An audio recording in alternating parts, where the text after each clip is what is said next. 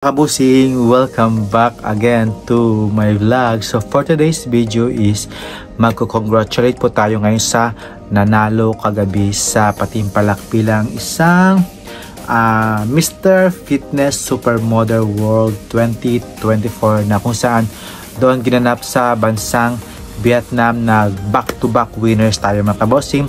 First runner-up at syempre yung title holder talaga mga kabosing. So before anything else is nais ko muna kayong batiin ng magandang umaga, magandang hapon, magandang gabi at konnichiwa po sa inyo lahat.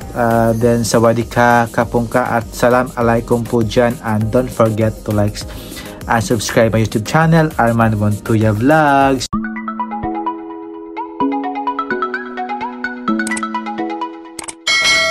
Let's begin to our topic today mga kabosing, yung nanalo bilang isang Miss Fitness Supermodel World 2024 na si Christine Dawn Delerio ng Cebu mga kabosing. So I was expected talaga na mananalo din siya kasi sobrang ganda rin talaga ito at yung kanyang performance talaga is waging-wagi talaga mga kabosing. So siya lang talaga yung consistent sa mga lahat ng mga challenges at kasi nakita ko talaga na first pa lang is mananalo talaga to si Christine na bilang isang titulado na bilang isang Miss Fitness Super World 2024 mga kabosing. So congratulations sa kanya. Syempre yung mga grupo niya, congratulations din. Next tayo ngayon sa ating topic is yung nanalo bilang isang Mr. of Pilipinas na si Godfrey. Siya ba yun, si Godfrey Nicolay Morelio mga kabosing. So siya yung ating kinatawan bilang isang representative ng Mr. Pilipinas, Mr. Supermodel World. Yun. At siya ay nagtapos bilang isang first runner-up. Akala ko nga siya yung mananalo bilang isang kukoronahan na. Pero ending, nag-first runner-up siya. Pero yung nanalo is taga Uzbekistan.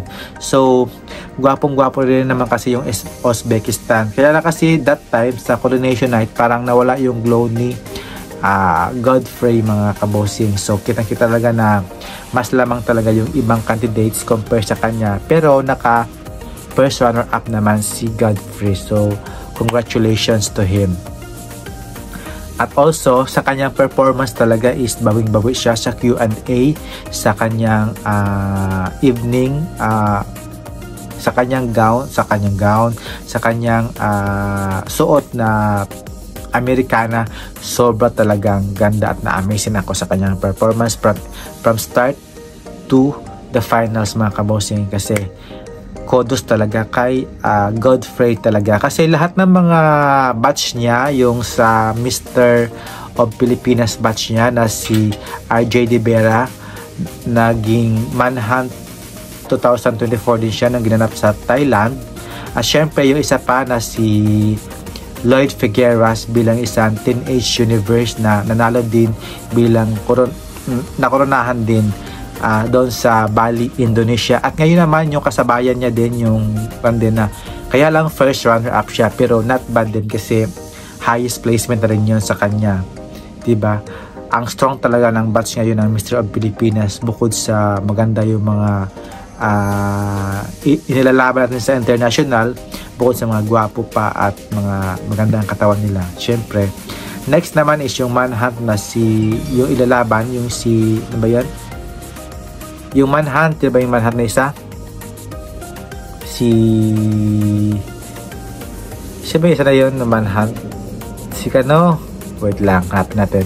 Si Kenneth Kabungkal, Man of the World pageant ngayon. So siya yung ilalaban natin doon sa this coming yata, next month yata yun, si Kenneth Kabungkal. So ito may pag-asa rin itong mananalo o runners up din ito mga kabosing. Sobra talagang lakas ngayon ng Mr. of Pilipinas King mga kabosing. So andito pa lang talaga is sobra talaga akong happy kasi yung mga bet ko talaga na gustong ipapadala sa ibang bansa is nakaka-penetrate talaga sa bawat pageant o sa aspeto ng mga competition mga kabossing. And maraming salamat po sa panonood sa aking YouTube channel, and don't forget to like and subscribe. See you in my next vlog mga kabossing, and congratulations sa lahat po ng mga winners dito at team Mr. Pilipinas. Mabuhay po kayo. See ya. God bless po. Keep safe.